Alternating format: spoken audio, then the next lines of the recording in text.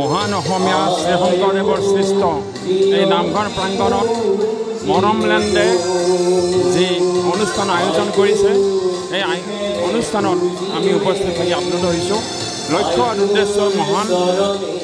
আমি যদি অসমীয়া এই উদ্দেশ্যত এই অনুষ্ঠানটো অনুষ্ঠিত কৰিছে আৰু আমি যদি সঁচাকৈ অসমীয়া তেনেহ'লে অসমৰ যি কৃষ্টি সংস্কৃতি, অসমীয়া ভাষা, অসমৰ স্বাভিমান এই আটাইবোৰৰে আমি গুৰুত্ব আৰোপ কৰিব লাগিব।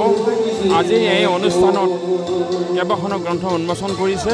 উন্মোচন কৰা গ্ৰন্থসমূহৰ বিভিন্ন বিষয়ত লেখক লেখিকাসকলৰ আমি ভাষণ শুনিবলৈ পাইছোঁ আৰু তাৰ লগতে আমাৰ ইয়াত যি আজি গীত মাত পৰিৱেশন কৰিছে, অসমীয়া কৃষ্টি সংস্কৃতি যি পৰিৱেশন কৰিছে তাত আমি আপ্লুত হৈছোঁ আৰু ভৱিষ্যতেও এই অনুষ্ঠানে এনেকুৱা অনুষ্ঠান অনুষ্ঠিত কৰি আমাৰ অসমৰ কৃষ্টি সংস্কৃতি বা ভাষাৰ ক্ষেত্ৰত অৰিহণা যোগাব বুলি আশা কৰিছোঁ।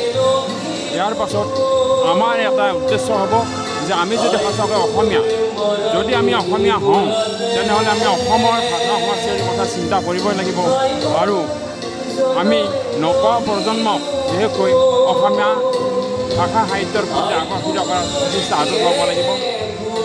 আজি ডিজিটেল মাধ্যমত নৱপ্ৰজন্ম তেওঁলোক আকৰ্ষিত হৈছে, কিতাপ পঢ়াৰ আকৰ্ষণ বহুতখিনি কমিছে।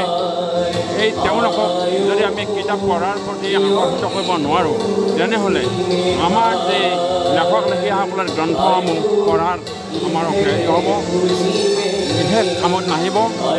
তেওঁলোকক আমি আকৃষ্ট কৰিব লাগিব আৰু আমাৰ ভাষা সাহিত্যৰ সৃষ্টিৰ ক্ষেত্ৰত আমি অৰিহণা যোগাব লাগিব। আমাৰ অসমীয়া ভাষাই ধ্ৰুপদী ভাষাৰ মৰ্যাদা পালে সেই বুলি আমি আত্মসন্তুষ্টি লাভ কৰিলে নহ'ব। অসমীয়া ভাষা জীয়াই ৰাখিবলৈ হ'লে অসমীয়া ভাষাৰ চৰ্চা অব্যাহত ৰাখিব লাগিব। সাহিত্য চৰ্চাত সৃষ্টিশীল কৰ্মত অব্যাহত থাকিব লাগিব। আমি আমাৰ নৱপ্ৰজন্মক এই ক্ষেত্ৰত উৎসাহিত কৰিব লাগিব। আমাৰ অসমীয়া সমাজৰ যিবোৰ কৃষ্টি সংস্কৃতি আছে সেইবোৰ বহিৰ্বিশ্বত প্ৰকাশ কৰাৰ কাৰণে আমি প্ৰচেষ্টা হাতত ল'ব লাগিব।